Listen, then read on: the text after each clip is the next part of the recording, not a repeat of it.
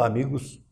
Hoje, nós do Espiritismo, em palavras simples, com o quadro O Evangelho Comentado, nós queremos convidá-los a todos para reflexionarem conosco a respeito dos ensinos de Jesus, que sempre buscamos no Evangelho segundo o Espiritismo. E hoje nós vamos tratar aqui do capítulo 17º, que é Sede Perfeitos, e hoje nós vamos falar sobre o dever, Daniel. Nós sabemos que e é comum no nosso dia a dia, aí você, não, isso aí você faz por obrigação, você tem obrigação de fazer isso, você tem o dever de fazer isso. Qual a diferença no sentido prático da vida realmente entre obrigação e dever? Se a gente puder conceituar, e de maneira bastante simples, nós poderíamos dizer assim, que o conceito de obrigação são a necessidade de atender aquelas posturas civis, sociais, né? Formalidades, etc. Né? Quando estamos na via pública, nós temos a obrigação de nos portar, ou diante de uma necessidade, por exemplo, o voto, né? Nós temos obrigação de votar, o voto é obrigatório. Enquanto que o dever implica numa responsabilidade moral. Então, é social, digamos assim, é civil, né? E que, naturalmente, por conta do descumprimento, você pode incorrer numa sanção, né? Enquanto que o dever implica em questão de ordem moral, né? Então, o dever ele está muito associado à disciplina que precisa ser empreendida a fim de conquistas espirituais. Sem o cumprimento do dever, nós não acumulamos ganhos de ordem moral. Então, isso que é importante que nós entendamos. Uma questão nos obriga em função de certas posturas, de certas convenções, de certos protocolos, a fim de que a sociedade se organize e tudo mais, né? Mas a outra questão é de foro íntimo, onde a criatura se constitui o seu próprio juiz, então lança sobre si juízo próprio e que naturalmente tem implicação de ser o próprio escravo do juízo. Então nós somos colocados como que se fosse numa balança onde do lado a criatura precisa, aspas, o escravizar-se, aqui não é aquele sentido pejorativo, né? Mas também, no outro lado, impõe-se a si próprio uma postura necessária para as conquistas no campo moral. Então, o dever, ele sempre está associado a uma questão espiritual. Agora, Daniel, voltando mais nesse assunto, porque eu acho que isso aí está muito ligado no nosso vivência do dia a dia. Então, se nós fazemos as coisas e as situações por obrigação, como você bem colocou, em função de uma sanção, se não o fizermos, certo? Isso na prática, do longo dos anos, dos tempos, será que isso não vai ser incorporado em nossa alma e isso já vai começando, ou vamos começando a já usar aquilo como espontaneamente e tornando-se um dever? Veja, nem sempre as práticas sociais, né, as posturas civis implicam em conceitos de ordem moral. Não nas posturas civis, mas sim naquela obediência que nós nos colocamos e submetemos para atingir. É que, veja, a prática ela nos facilita, né, sob o ponto de vista da manutenção de certos hábitos. Mas quando falamos de dever, nós entramos num outro campo, né, onde nós consideramos não a necessidade da convivência harmônica da sociedade somente, né, naquelas atribuições que são posturas necessárias para a boa convivência, por exemplo, né, o que naturalmente tem implicações no campo da moralidade, no crescimento social. Mas quando falamos de dever, entramos num outro campo, porque a criatura ela passa a cogitar de outros aspectos da sua relação, né? A criatura que estabelece para si o dever, por exemplo, ela tem em Deus o reconhecimento da grandeza de Deus. Tem no semelhante o reconhecimento de que o seu semelhante é mais do que ele próprio, sem diminuir-se. Mas ele observa na escala de grandezas, por isso que ele coloca sobre si certos deveres que implicam exatamente na percepção daquilo que o circunda, né? Por exemplo, quando estamos na via pública, nós sabemos que não podemos ultrapassar o sinal quando está vermelho, né? Sob o ponto de vista do dever moral, a criatura ela tem um outro conceito muito mais ampliado sobre as questões da vida. Por que a gente não vai ultrapassar o sinal vermelho? Porque nós podemos ser sancionados, pode perder a carteira de habilitação, não pode mais, por um determinado tempo, conduzir veículos, pode ocasionar um acidente. Enfim, há implicações de ordem puramente civil.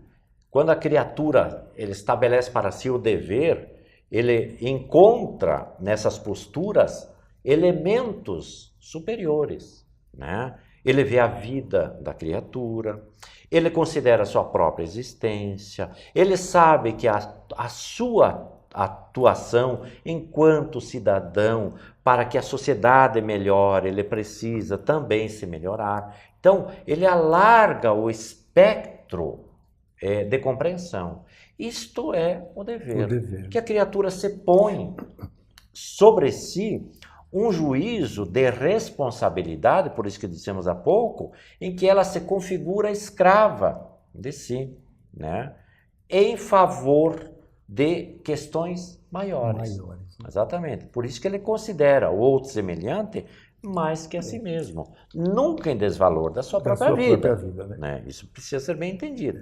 Mas ele vê o outro como sendo um elemento também muito importante. Muito importante. E ele consegue, só para arrematar, ele consegue amar a Deus mais do que as criaturas e ama as criaturas mais do que a si mesmo. Isso é bonito, né?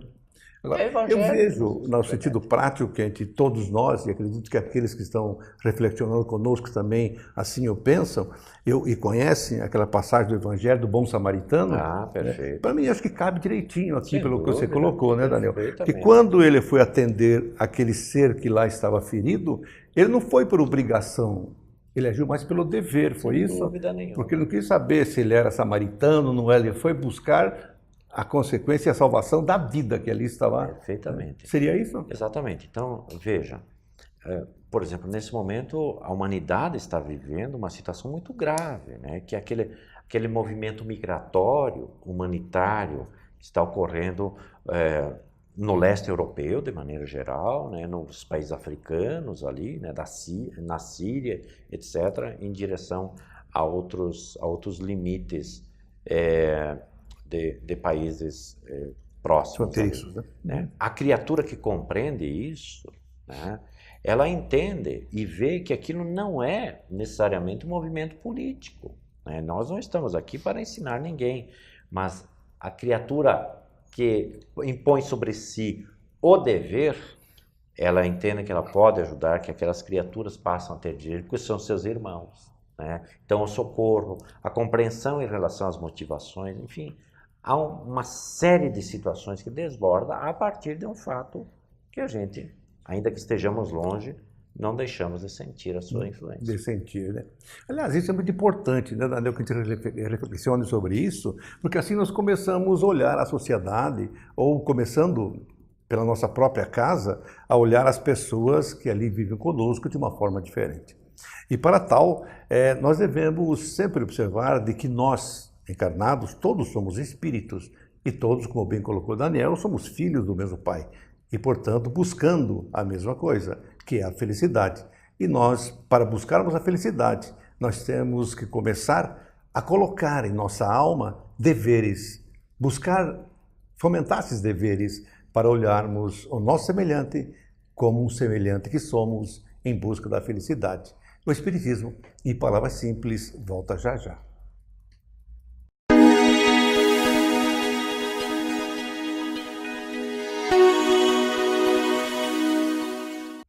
Olá, amigos.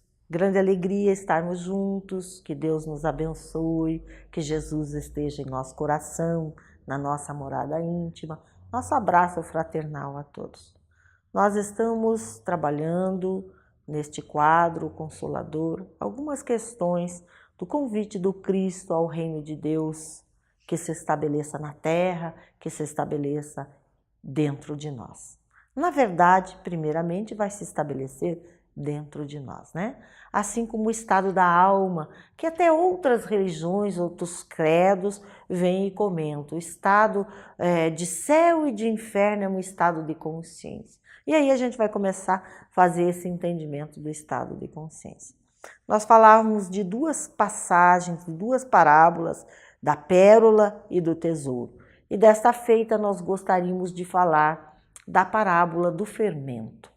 A parábola dos fermentos é bem curtinha, está no Evangelho de Mateus, esse que nós estamos trabalhando, também tem no Evangelho de Marcos, mas nós pegamos o Evangelho de Mateus, capítulo 13, que vai trazer 6 parábolas ao convite de Jesus, que ele faz semelhança, para a gente começar a entender o que significa esse reino de Deus, como eu estabeleço isso dentro de mim.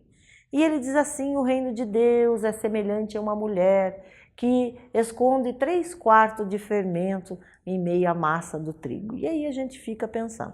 Na época, ele já tinha um entendimento, deve ter soado estranho para as pessoas. Todo mundo sabe que uma mulher não colocaria 3/4 de fermento numa farinha, porque levedaria toda a massa ou traria uma quantidade enorme de pão, que não era o costume de se fazer, né? Nós também sabemos que quando era, por exemplo, as festas de Páscoa, em que eles comemoravam a libertação, eles não usavam o fermento na massa de pão, né? Então, Jesus estabelece essa semelhança. E aí a gente vai buscar essa semelhança, mas o que quer dizer essa semelhança? Por que o fermento escondido no meio ao trigo? Bem, quando nós somos convidados a esse reino de Deus, nós precisamos saber que precisamos estabelecer dentro de nós. E aí nós vamos buscando sempre com Emmanuel, que comenta os evangelhos. Emmanuel é um espírito que era mentor de Francisco Cândido Xavier e que psicografava através dele, né? E sempre comenta os evangelhos. Temos várias obras: O Pão Nosso, Vinha de Luz, Caminho, Verdade e Vida, Fonte Viva, vários pequenos livros que vocês podem encontrar. Sempre vai ter destacado o capítulo e os versículos, a fim de que a gente possa estudar o evangelho, vendo o comentário que esse espírito nos dá, trazendo uma claridade maior. Nós vamos começar então a substituir o fermento pela massa. De que massa aqui estamos falando? De que fermento? Afinal, um fermento ele tem uma ação. Qual é a ação do fermento? Fazer crescer a massa. Mas o reino de Deus é semelhante a isso, né? A parábola do fermento. O que pretende Jesus quando nos convidou ou assemelhou o reino de Deus a esse fermento que faz crescer a massa? De que massa nós estamos falando?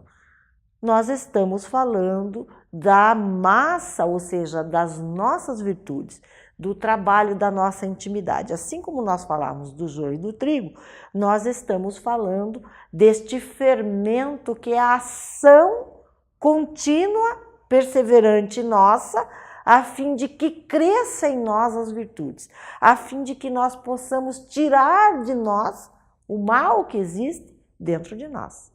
Não somente o mal que nós imaginamos.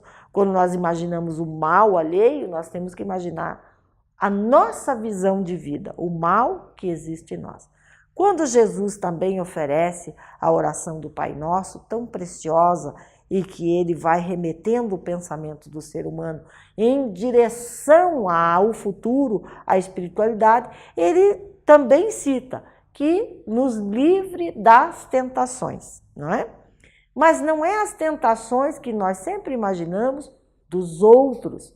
Nós falamos no âmbito espiritual, embora haja, né, a persistências, às vezes até mesmo de espíritos persistentes e espíritos que se afinizam conosco, mas se afinizam conosco porque nós damos a ele recursos das nossas imperfeições, e imperfeitos também como são, se afinizam com as nossas imperfeições, com os nossos vícios e acabam gerando uma espécie de tentação, no sentido de que também nos prejudicam, no sentido para que façamos algo que seja equivocado da nossa parte. Mas veja, vamos voltar à parábola do fermento. Quais tentações? Qual massa? Então, nós temos aí o fermento, o bom fermento, que cresce a massa. O fermento que deverá crescer as nossas virtudes. A ação que deverá tirar de nós o nosso próprio mal. E a gente não quer ficar só na conversa, no sentido de que nós aqui estamos tecendo uma conversa com os amigos e essa compreensão chega em nós, mas como que nós trabalhamos isso? Olhando para nós. Como é a nossa conduta? Quando nós vemos algo errado do nosso próximo, o que nós fazemos? Julgamos? Acusamos? Estamos prontos para tirar as pedras? Quando nós vemos algo de conquista do outro, como é que é a nossa conduta? Nós somos vaidosos? Nós queremos conquistar a qualquer preço? Não importa a forma? Como que é a nossa conduta? Como que nós agimos dentro da vida?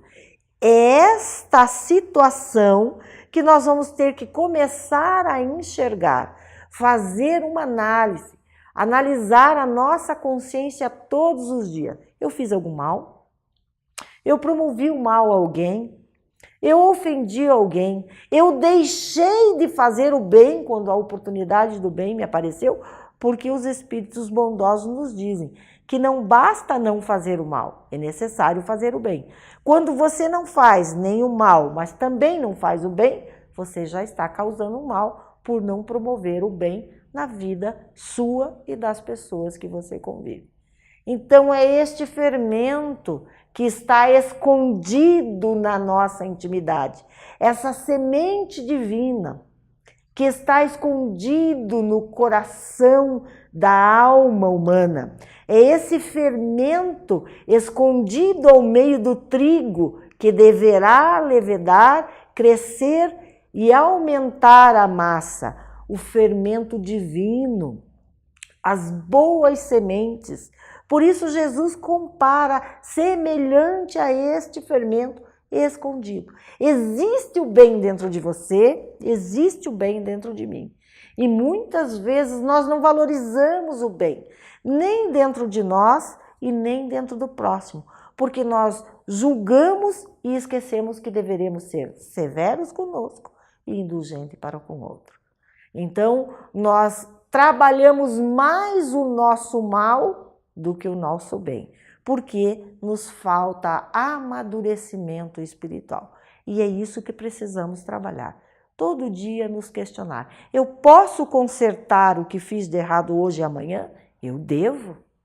Eu posso promover o bem que deixei de fazer hoje? Com certeza. Eu devo promover o bem. Isso me trará a paz, a tranquilidade, me fará ser um homem de bem. Ser fraterno, ser solidário, ser indulgente, ser amoroso, perdoar. Eis a questão em que nós precisamos nos envolver. Então, o reino de Deus é semelhante a tudo isso. Deixar crescer a semente do bem e do amor que existe em nós, porque somos filhos de Deus, possuímos a semente divina, a chama divina em nosso coração. Basta enxergarmos isso e termos esforços em direção a esse bem. Continue conosco assistindo o nosso programa Espiritismo em Palavras Simples. Deus nos abençoe a todos. Muito obrigado.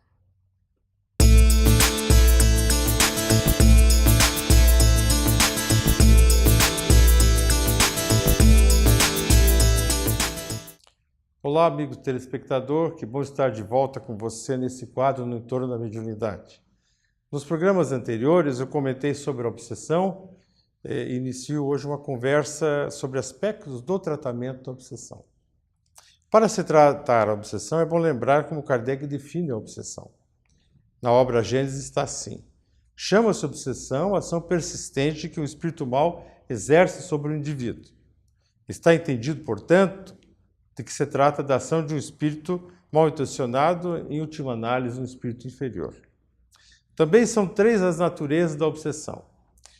A simples, a obsessão por fascinação e a obsessão por subjugação.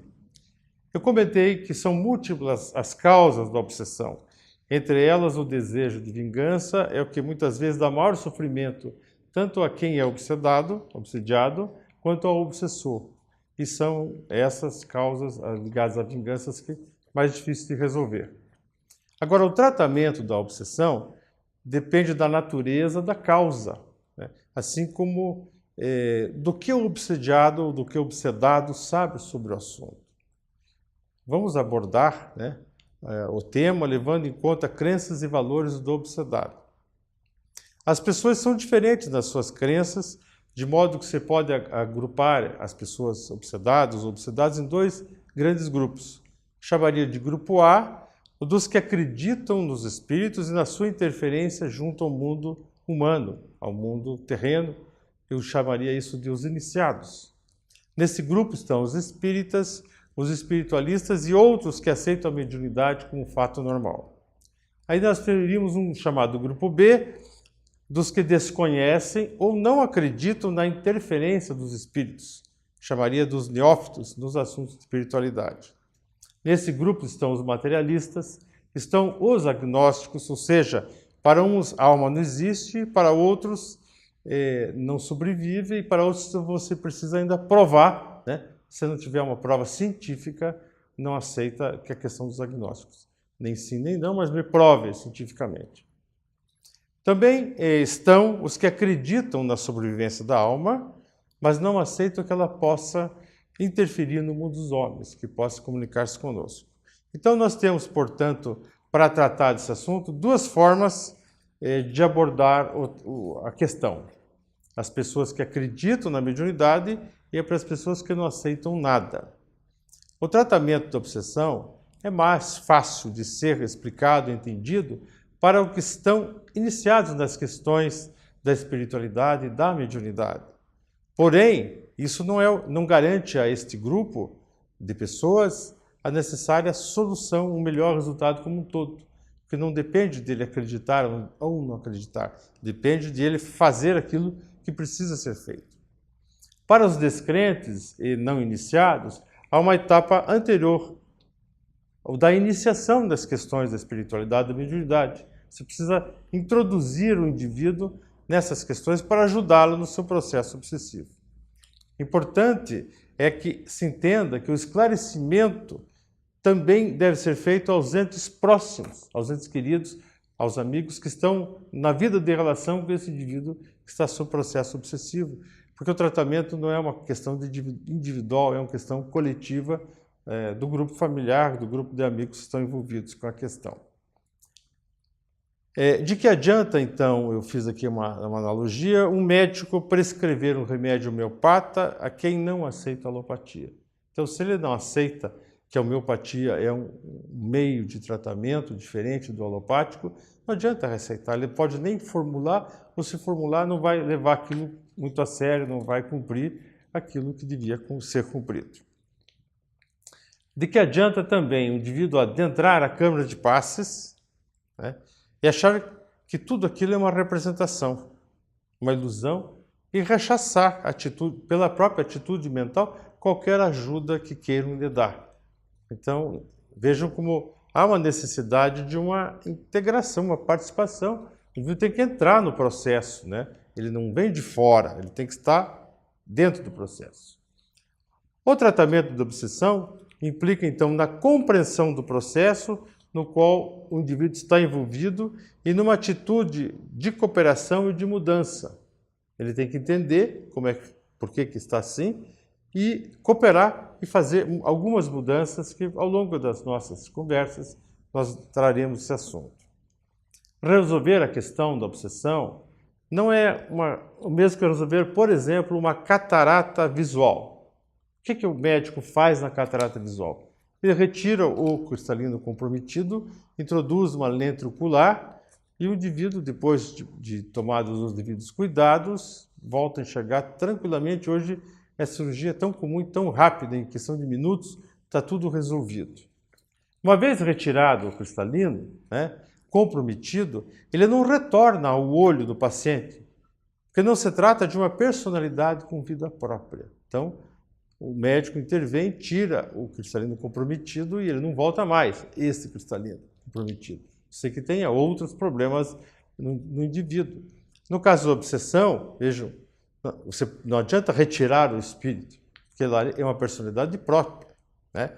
Então, a medida eficaz, no caso da obsessão, é aquela que não prende o obsessor e o afasta, mas aquela que vai em busca de compreender a causa do processo obsessivo e tenta buscar uma ressignificação.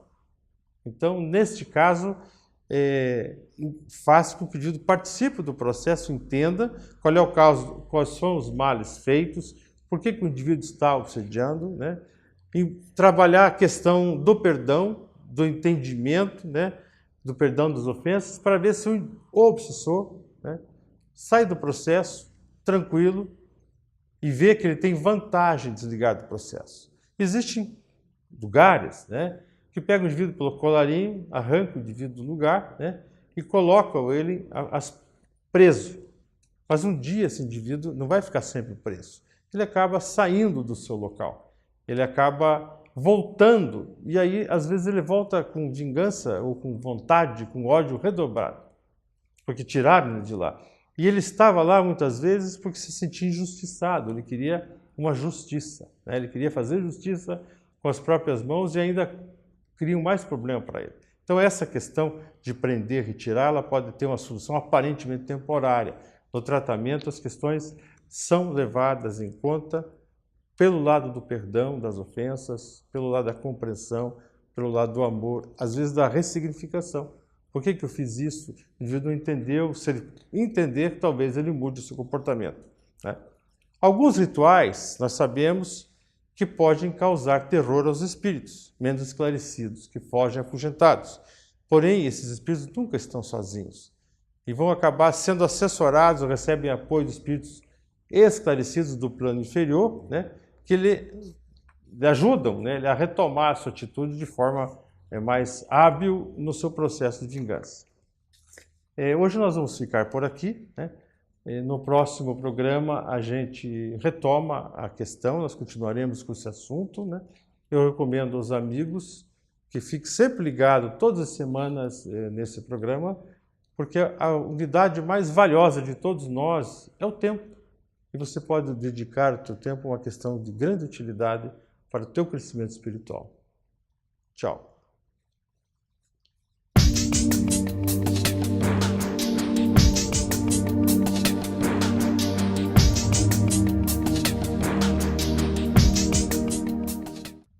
Olá, amigos. Este é o quadro A Vida em Pauta. Vamos retomar um pouquinho um pensamento que colocamos num dos nossos programas anteriores, neste mesmo quadro, A Vida em Pauta. Falamos, certa feita, num dos nossos programas anteriores, um pensamento do Dr. Francis Collins. O Dr. Francis Collins foi o diretor da equipe do projeto Genoma, aquele que decodificou o DNA. Possivelmente o passo maior dado na ciência biomédica. Ele traz um avanço imenso para a solução de uma série de questões que poderemos ter pela frente nas próximas décadas. Francis Collins dizia-se ateu, mas ao fazer os seus estudos e analisar e refletir sobre a vida, e aí já entra um ponto importante, é preciso que reflitamos mais profundamente sobre a vida, sobre tudo que está à nossa volta. Mas Francis Collins, refletindo, chegou à conclusão da existência de um ser que estaria por trás de tudo que existe no universo, ao qual todos nós, nas mais variadas funções e pensamentos religiosos, damos o nome de Deus. Mas num trecho do livro que ele escreve, chamado A Linguagem de Deus, Francis Collins vai dizer em determinado momento que as verdades espirituais, a água limpa das verdades espirituais, estão depositadas em vasos enferrujados, aos quais denominamos seres humanos. Dá para pensar. Ou seja, as verdades do universo estão disponíveis, mas elas são deturpadas muitas vezes pelo contato com as nossas imperfeições. Só, portanto, teremos uma compreensão mais profunda sobre estas verdades quando começarmos a vivê-las, a compreendê-las e a vivê-las. O Espírito de Verdade, em várias mensagens colocadas por Allan Kardec no livro O Evangelho segundo o Espiritismo, no seu capítulo 6º, o Espírito de Verdade diz algo semelhante, mas mais focado no cristianismo em si. Vai dizer o Espírito de Verdade, nesse capítulo 6º, nessa mensagem, que todas as verdades estão no cristianismo. Os erros nele embutidos têm origem humana. O próprio Cristo nos diz: eu sou o caminho, a verdade e a vida. Ninguém vai ao Pai senão por mim. Pelos seus ensinamentos, pela prática e vivência dos seus ensinamentos.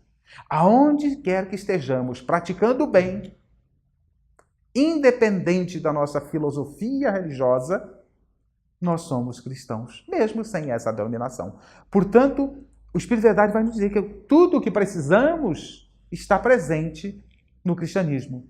Mas está presente também em outras linhas de pensamento que vêm como um extrato daquilo que Jesus nos traz. Portanto, todas as verdades que precisamos estão no cristianismo. As obras, os erros, os defeitos nele embutidos têm origem humanas. Então precisamos pensar um pouquinho. Eu poderia até me perguntar, será que Francis Collins leu Kardec? Não importa. Porque Francis Collins, a obra dele é recente.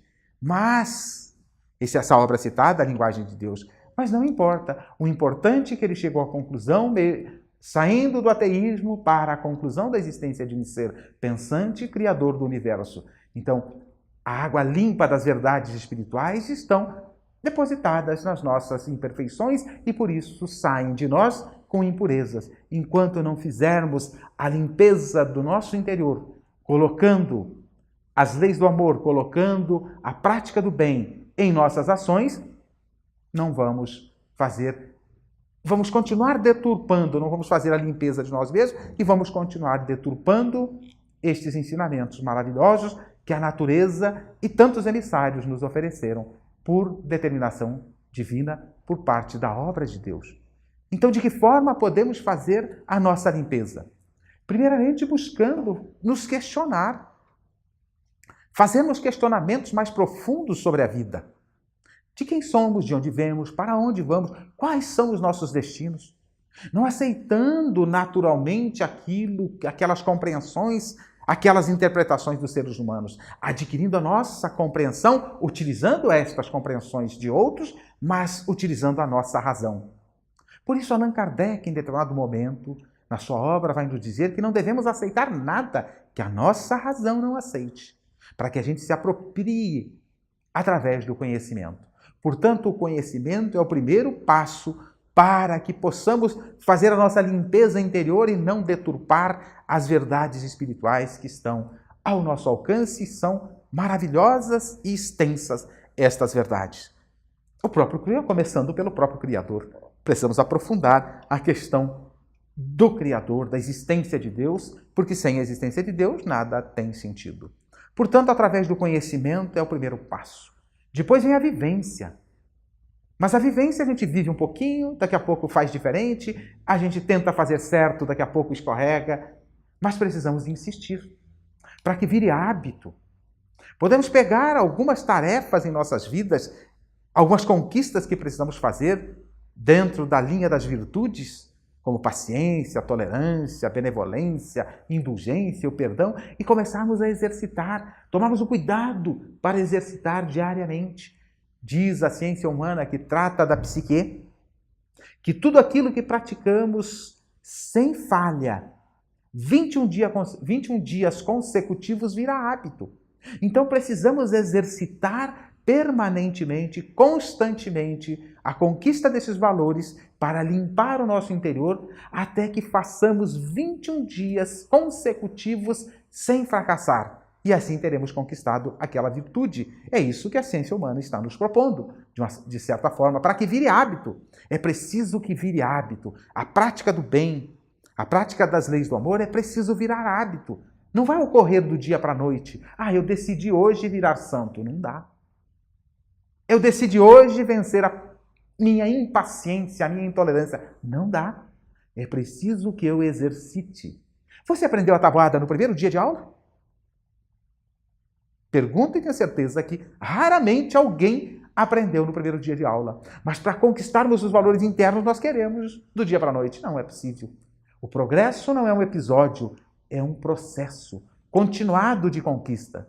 Até que a prática do bem, a prática das lições trazidas principalmente por Jesus, possam virar hábitos em nossas vidas, nas nossas convivências e assim por diante, nas nossas vivências. Então, precisamos muito exercitar a vivência, praticar. O conhecimento adquirido pela leitura, pelo estudo, ele é parte do conhecimento. A consolidação desse conhecimento está na prática, no exercício. Conhecereis a verdade, ela vos libertará, de Jesus. Mas para conhecer profundamente é preciso estudar e utilizar este conhecimento. Só a prática vai consolidar este conhecimento, ao ponto que daqui a pouco ele vire hábito, compreendendo e vivendo as lições do amor trazidas por Jesus, especialmente as trazidas por Jesus. Ele vai nos dizer que eu sou o caminho, a verdade e a vida, ninguém vai ao Pai senão por mim, pelos seus ensinamentos. E para ir ao Pai pelos ensinamentos de Jesus, é preciso vivenciá-los, praticá-los no nosso dia a dia. Utilizando as ferramentas trazidas por Jesus, todo o material trazido por ele e por outros emissários divinos, mas especialmente por Jesus, nós vamos fazendo a limpeza interior, tirando a ferrugem que corrompe as verdades na fala de Francis Collins. Portanto, precisamos limpar o recipiente interno que a nós compete. Portanto, que possamos limpá-lo e não deturpar mais as verdades espirituais que estão ao nosso alcance. Continue assistindo o nosso programa Espiritismo em Palavras Simples.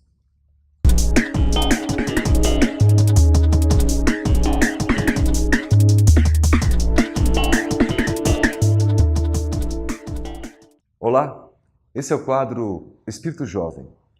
Discutimos aqui uma série de aspectos ligados diretamente ou indiretamente à questão da educação.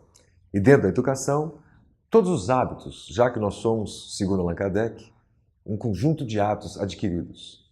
Somos medidos pelas nossas características, pelo que nós fazemos, pelo tipo de pensamento que alimentamos. E assim, nós vamos evoluindo. Interessante observar que o modelo ou o sistema do qual a gente sabe muito pouco, criado pela natureza, ou a natureza criada por este ser inteligente e supremo, a qual chamamos de Deus, é um processo de evolução, mas que dependemos muito e quase que exclusivamente dos outros. Nós evoluímos apoiado nos outros. Nós crescemos nos comparando com o que os outros fazem. É no processo de convivência que nós podemos nos observar, nos reavaliar. E assim também podemos observar e avaliar as pessoas.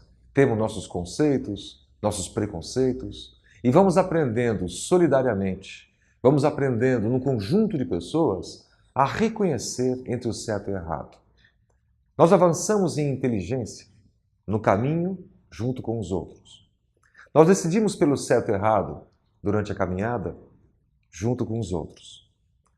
A noção que queremos passar aqui, ou o ponto de reflexão, é a questão do egoísmo e o seu contrário, o altruísmo. O egoísmo é aquele processo de nós, ensimesmados, em nós mesmos, adoramos as coisas que nós fazemos, elogiamos as coisas que nós pensamos.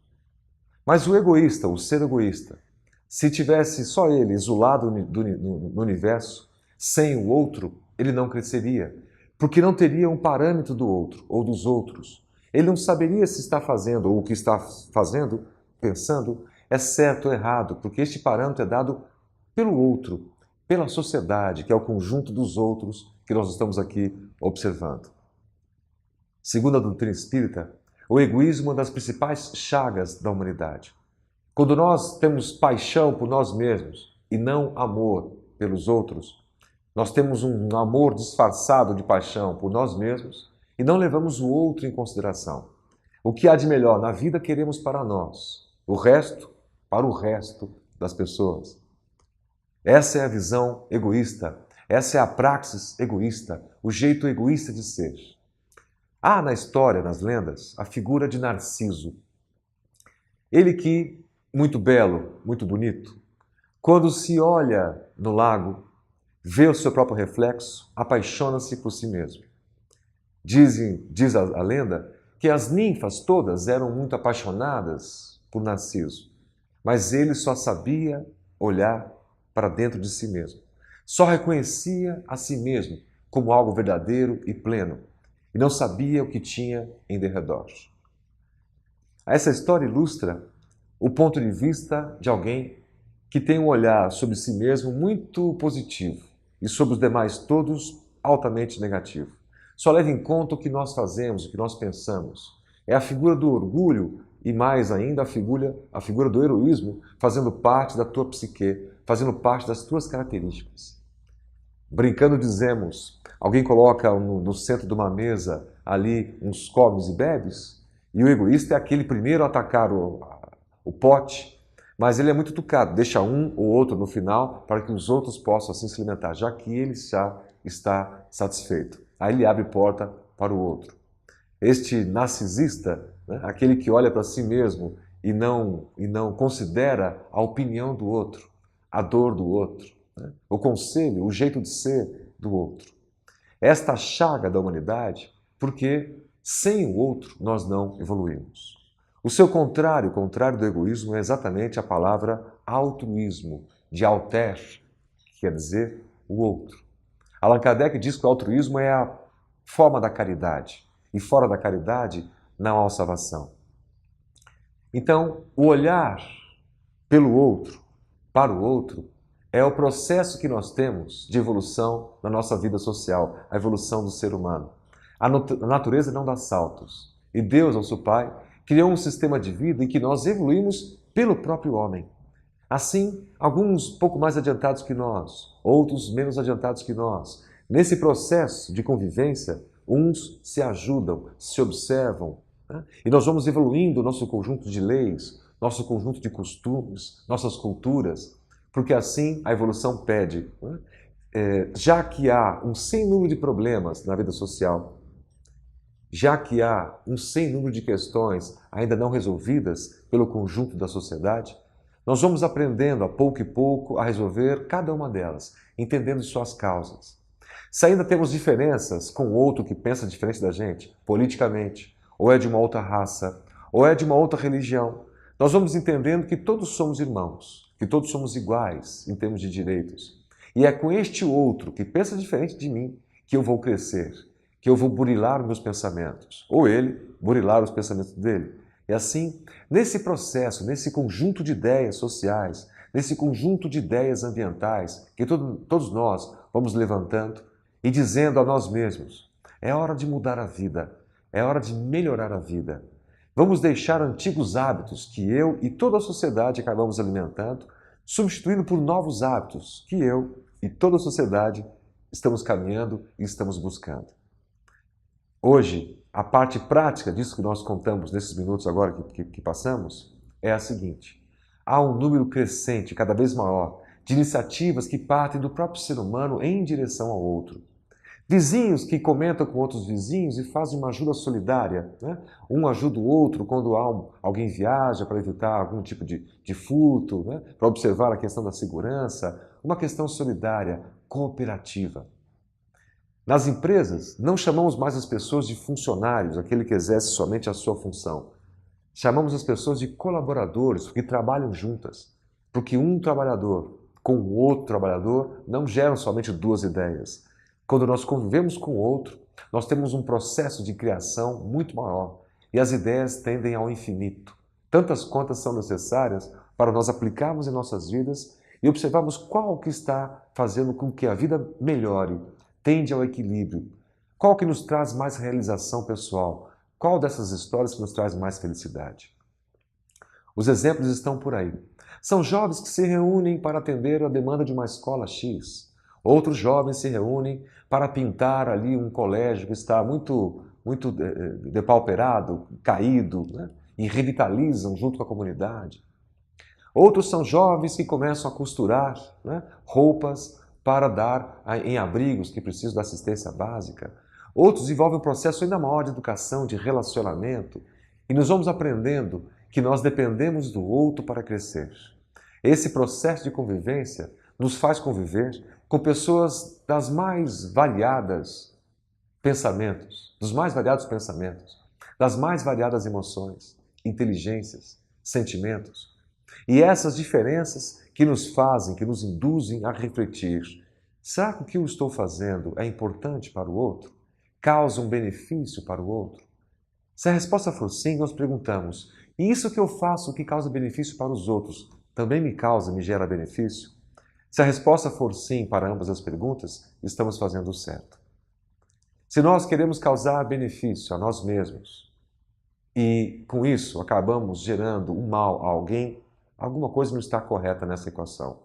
Se nós queremos gerar o bem a alguém fazendo mal a nós mesmos, alguma coisa também não está correta nessa equação. O Espírito Divino trazido por Jesus diz àquela mulher adúltera do final da história: ninguém te condenas. Vês? Eu também não te condeno. Continua a caminhar e não erre mais. Então não há motivo para nós julgarmos alguém, apontarmos o dedo para um outro, porque o motivo que temos é apontar para nós mesmos, refletir sobre as nossas condições, os nossos pensamentos, deixar a figura narcisista de lado, que alimenta somente a tua visão sobre si mesmo, como se a vida fosse um grande espelho. E a vida não é.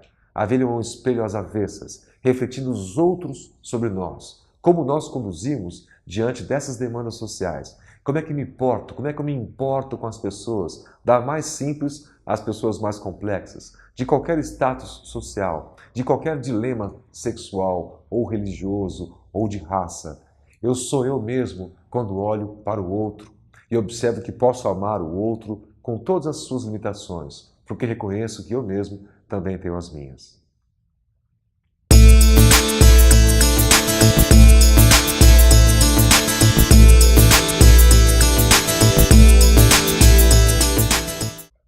Tenho encontrado sistematicamente, quase que todos os meses, para não dizer todos os dias, isso em rádios, televisões, jornais, pessoas que negam a reencarnação. O que eu considero um absurdo. Por quê? Porque a reencarnação é uma lei de Deus, é uma expressão natural da vontade do nosso Criador. Tanto que há milênios a reencarnação é uma vertente dominante nas religiões orientais. Todas as religiões mais expressivas na parte oriental do nosso planeta são reencarnacionistas. E nós vamos encontrar na parte ocidental muitos exemplos vividos e ensinados por reencarnacionistas. Isso muito antes do Cristo, inclusive. Nós vemos Sócrates, que é considerado ainda hoje o pai da filosofia, pregando abertamente a reencarnação. Platão, que foi o seu principal seguidor, pregou nos seus ensinos a reencarnação. Assim também nós vamos encontrar no grande filósofo Pitágoras, levando do Velho Egito para a Grécia Antiga, o princípio da reencarnação. Aristóteles também era reencarnacionista. Vejam quantos exemplos magistrais antes do Cristo. Depois do Cristo, nós vamos encontrar dentro da própria Igreja Católica os pais chamados da Igreja pregando a reencarnação. Orígenes foi um sacerdote dos mais brilhantes que no século III da nossa era cristã já pregava nos seus ensinamentos a reencarnação. Os escritos de Orígenes estão eivados do princípio da reencarnação. Assim também o bispo de Hipona, Agostinho, o Santo Agostinho, que é considerado um dos principais pais da igreja, pregava abertamente a reencarnação. Na sua obra Confissões, ele chega a afirmar que certamente já habitou outro corpo, e não só a reencarnação, Agostinho afirma, ele afirma também a comunicação com os mortos. Ele diz claramente que esperava que um dia a sua mãe Santa Mônica voltasse para explicar o porquê da vida, para falar a respeito das leis de Deus, a respeito de assuntos espiritualizantes. Vejam que coisa extraordinária, com fundamentação nos ensinamentos do Cristo. As religiões negam, nessa cultura dogmática e racional, a reencarnação, mas o Cristo deixou claro que a reencarnação existe quando ele ensinou a Nicodemos, dizendo que o espírito é como o vento que sopra, a gente sente o vento farfalhar entre as folhas, sibilando na vegetação, mas nós não sabemos de onde o espírito vem nem para onde vai. Vejam, nesse ensinamento a Nicodemos, Jesus mostrou claro que o espírito precede ao corpo físico, como vai suceder ao corpo físico. Aí há aqueles que degradam esse ensinamento, falando que Jesus se referia a batismo, porque Jesus falou que tem que renascer da água e do Espírito para ver o reino dos céus. Mas não é essa água do batismo, é a água do líquido amniótico, é a água que forma o nosso corpo físico em mais de 60%. Jesus não se referia ao batismo. Por quê? Porque o batismo já era conhecido na época. Nicodemos era um mestre em Israel. Nicodemos não tinha dúvida nenhuma a respeito do batismo. E Jesus ainda disse para Nicodemos: não te admires que eu ensine isso, Nicodemos. Como se quisesse dizer, eu estou falando de coisa extraordinária porque você precisa conhecer melhor, porque a reencarnação é um fato. E mais tarde ele deixaria isso claro com relação ao capítulo do cego de nascença, quando pergunta a Jesus, quem foi que pecou? Foi ele ou foram seus pais? Jesus então replica dizendo, não foi ele quem pecou, nem os seus pais que pecaram, mas a cegueira que ali está é para que se manifeste a justiça de Deus. Ora, se ele era um cego de nascença, é porque ele cometeu alguma coisa de errado na vida anterior que levou a essa motivação de resgate. Não é isso que nós vemos no Evangelho? Também quando Jesus se anunciava como Messias, disseram para ele, Senhor, como é que você pode ser o Messias se está na Escritura que Elias tinha que vir antes? E Jesus então falou a eles, mostrando claro que Elias havia já reencarnado. Era o João Batista. João Batista era a reencarnação de Elias. Como discutir isso? Então, vamos vendo que durante 5 séculos, desde antes do Cristo até depois, a reencarnação era patente. Agora, a partir de questões religiosas, o imperador Justiniano decretou a proibição de se aceitar a reencarnação. Veja, um pecador, um imperador politizado, cheio de problemas, se sobrepôs aos ensinamentos de Jesus e as religiões pregam isso. Foi no segundo concílio de Constantinopla, em 553, o chamado concílio de Bizâncio, em que se proibiu a prática da reencarnação por um veto imperial, por uma proibição política. Isso é inadmissível. Foi por isso que depois os iluministas vieram e recuperaram a reencarnação. Há aqueles até que dizem que nos 10 mandamentos não há o princípio da reencarnação. Mentem. Isso não é verdade. A reencarnação já está no primeiro mandamento da lei de Deus. Quando está lá o Criador dizendo, eu sou Deus de bondade, de misericórdia, que vos tirei do cativeiro do Egito, mas eu sou um pai também que pune os pecados daqueles que erraram na 3ª ou na 4ª geração. Se nós pegarmos uma geração de 20 anos, significa dizer o quê? Que o primeiro mandamento diz que os pecados dos pais ou nós vão ser punidos 60, 80 anos depois. É quando nós voltamos reencarnados. Agora, a cultura dogmática adulterou esse princípio, colocando a preposição até, que os pecados seriam punidos, os pecados dos pais, nos filhos, até na 3ª e na 4ª geração. Isso torna a justiça de Deus monstruosa. Os nossos filhos vão pagar os nossos pecados? os nossos netos, os nossos bisnetos, os nossos tataranetos. Isso não tem absolutamente sentido. Nós não encontramos nada, inclusive nas leis limitadas dos homens, esse tipo de princípio de um pagar pelo outro. Deus é justo, não faria isso. Então, a gente vê que essa adulteração fez da justiça de Deus monstruosa, mas na verdade não é isso. Aí está exarado o princípio da reencarnação. E o que é que prova isso? São os ensinamentos de Jesus, que foram truncados e criaram a confissão auricular que Jesus nunca fez. Criaram as confissões as mais diversas para que a pessoa fosse absolvida dos pecados. Como haveria justiça se a pessoa não paga os erros que cometeu? Outros falam que a absolvição vem pela graça obtida. Basta gritar o nome de Jesus para estar salvo. E a responsabilidade sobre os erros que cometeu?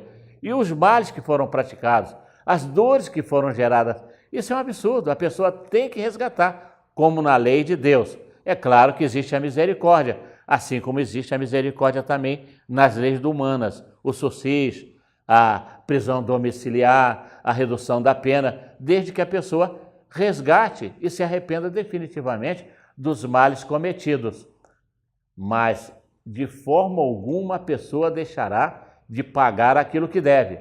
Jesus exarou isso numa frase contundente, inquestionável, quando ele disse, de maneira solene, enérgica, que ninguém sairá do planeta até pagar o último ceitil. Ora, o ceitil na época não tinha valor nenhum, é como o centavo hoje, que praticamente não tem valor nenhum. Foi como Paulo, o apóstolo, disse, que nós não devemos, não podemos, não devemos querer zombar da justiça de Deus, porque aquilo que nós houvermos semeado, nós vamos colher. Está aí, perfeitamente exarada a reencarnação, o princípio do resgate, a recuperação pelos erros cometidos. Meus irmãos, existem hoje centenas e centenas de livros em várias línguas, em todos os países, sem exceção, obras que falam da reencarnação, com pesquisas, com teorias, com fatos contundentes.